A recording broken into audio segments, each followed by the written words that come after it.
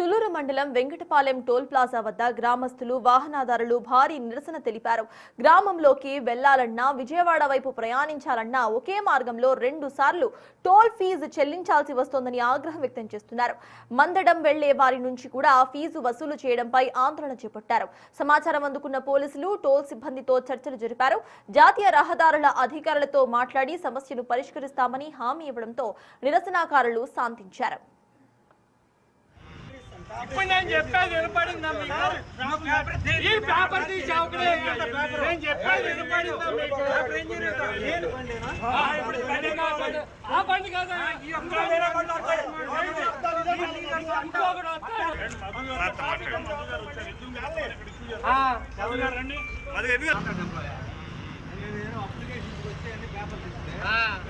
Gas connection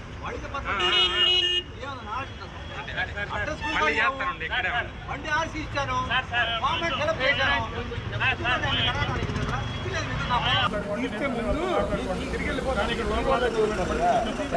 ఏ లాజు రాదు మీకైనా ఎంతమంది 10 మంది వస్తారు రోజు మొత్తం చెప్పారు కదా సార్.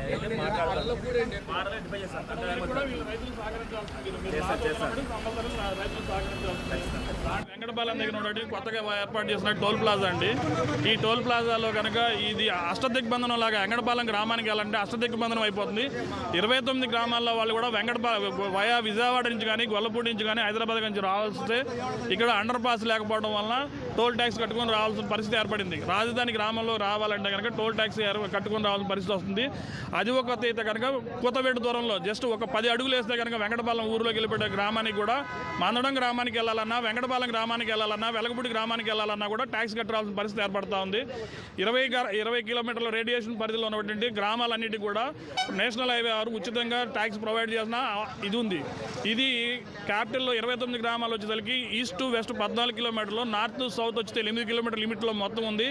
కాబట్టి 29 గ్రామాల్లో ఎవరైతే ఉన్నారో వాళ్ళందరూ కూడా కారు అయితే ఎవరికైతే ఉందో వాళ్ళందరూ కూడా టోల్ ట్యాక్స్ ప్రొవైడ్ చేయాల్సిన పూచి నేషనల్ హైవే వారిపై ఉంది. రోసూరు నుంచి కొంచెం పని ఇట్లా మేము ఇట్లా వచ్చామండి. డైవర్షన్ కోసం వచ్చేస్తే 2 టైమ్స్ టోల్ గేట్ కట్ అవుతుందండి. దీనివల్ల చాలా ఇబ్బంది జరుగుతుంది. దయచేసి దీన్ని గమనించి పూర్తిగా దీన్ని నివారణ చర్యలు తీసుకోవాలని కోరుతున్నాం. అమౌంట్ ఎవరికైనా ఊరికి రావండి, కారులో తిరుగుతున్నారో మరి కట్ చేసుకుందని అనుకుంటున్నారో మరి మనకైతే అర్థం కావట్లేదు. దీని గురించి తగిన చర్యలు తీసుకోవాలని కోరుకుంటున్నాం. రోసూరు నుంచి కొంచెం పని ఇట్లా మేము ఇట్లా వచ్చామండి. డైవర్షన్ కోసం వచ్చేస్తే 2 టైమ్స్ టోల్ గేట్ కట్ అవుతుందండి. దీనివల్ల చాలా ఇబ్బంది జరుగుతుంది. దయచేసి దీన్ని గమనించి పూర్తిగా దీన్ని నివారణ చర్యలు తీసుకోవాలని కోరుతున్నాం. అమౌంట్ ఎవరికైనా ఊరికి రావండి, కారులో తిరుగుతున్నారో. మేము కనుక ఏలూరు నుంచి కానీ గన్నవరం నుంచి కానీ వస్తే కనుక మేము 2 టోల్ గేట్లు కట్టాల్సి వస్తుందండి. 2 టోల్ గేట్లు పే చేయాల్సి వస్తుంది. ఒకటి ఇక్కడ యూటర్న్ ఇవ్వడం మూలాన ఇవ్వకపోవడం మూలాన మేము ఇక్కడ పాస్ చేసి ఇక్కడ టోల్ గేట్ కట్టి ఎదరికెళ్ళి అండర్ గ్రౌండ్ బ్రిడ్జ్ నుంచి మళ్ళీ తిరిగి మళ్ళీ ఇదే టోల్ గేట్ కట్టి ఊళ్ళోకి వెళ్ళాల్సి వస్తుందండి. ఏమన్నా అడిగితే కనుక మాకు సంబంధం లేదని బార్గేట్లు మొత్తం అడ్డు పెట్టారండి.